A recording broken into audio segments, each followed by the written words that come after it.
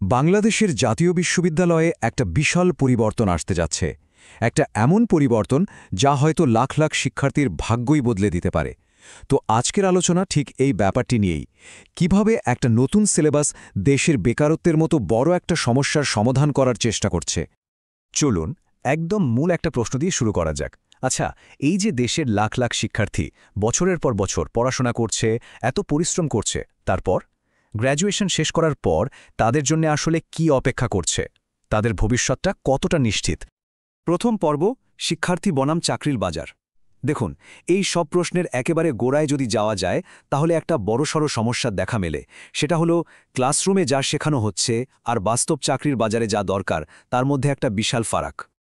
বাস্তবতাটা কিন্তু বেশ কঠিন। বছরের পর বছর ধরে দেখা যাচ্ছে যে আমাদের গ্র্যাজুয়েটরা যখন চাকরির বাজারে ঢুকছে তারা নিজেদেরকে ঠিক প্রস্তুত মনে করতে পারছে না। মানে তারা যা শিখে এসেছে সেটার সাথে ইন্ডাস্ট্রির চাহিদার কোনো মিলই খুঁজে পাচ্ছে না। আর এর ফল কি?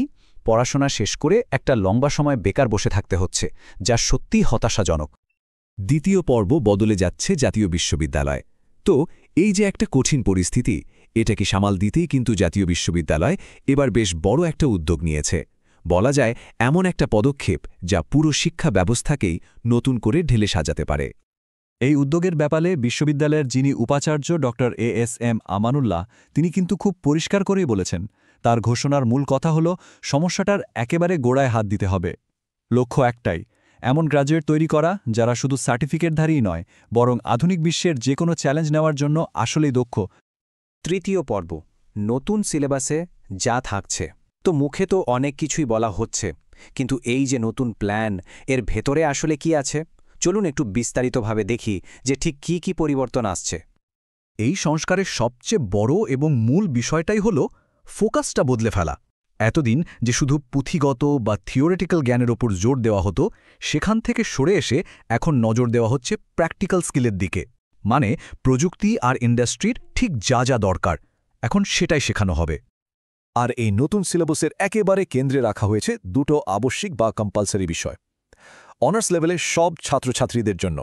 এই দুটো হলো আইসিটি আর ইংরেজি। আর সত্যি বলতে এখনকার এই ডিজিটাল যুগে আর গ্লোবাল মার্কেটে এই দুটো স্কিল ছাড়া তো এগোনোই মুশকিল, তাই না? যে কোনো ক্যারিয়ারের জন্যই এগুলো এখন বেসিক। চতুর্থ পর্ব, দক্ষতা বাড়াতে নতুন অংশীদার। আচ্ছা, শুধু ক্লাসরুমের সিলেবাস বদলালে তো হবে না, তাই না? পুরো গল্পের কিন্তু আরও একটা গুরুত্বপূর্ণ অংশ আছে, আর সেটা হলো বিশ্ববিদ্যালয় এখন সরাসরি প্রফেশনাল জগতের সঙ্গে একটা ব্রিজ তৈরি করছে। এই যে বইয়ের পড়া, এটাকে বাস্তবে কাজে লাগানোর জন্য বিশ্ববিদ্যালয় বেশ কিছু গুরুত্বপূর্ণ পার্টনারশিপ করেছে। যেমন ধরুন, সরকারের A2I project, national skill development authority, এমনকি ইউনিসেফের মতো আন্তর্জাতিক সংস্থার সাথেও চুক্তি হয়েছে। এর মানে কি দাঁড়াচ্ছে? এর মানে হল শিক্ষার্থীরা এখন সরাসরি ইন্ডাস্ট্রি এক্সপার্টদের কাছ থেকে হাতে কলমে ট্রেনিং পাওয়ার সুযোগ পাবে।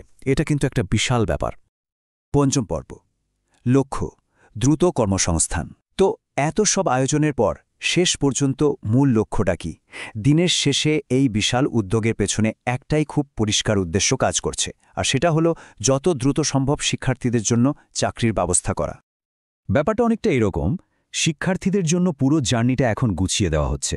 তারা প্রথমে একটা আপ টু ডেট সিলেবাসে পড়াশোনা করবে, তারপর পাবে প্র্যাকটিক্যাল বা কারিগরি প্রশিক্ষণ। আর এর ফলাফল, পড়া শেষ করেই তারা চাকরিতে ঢুকতে পারবে, অথবা চাইলে নিজেই কিছু শুরু করতে পারবে, মানে উদ্যোক্তা হতে পারবে।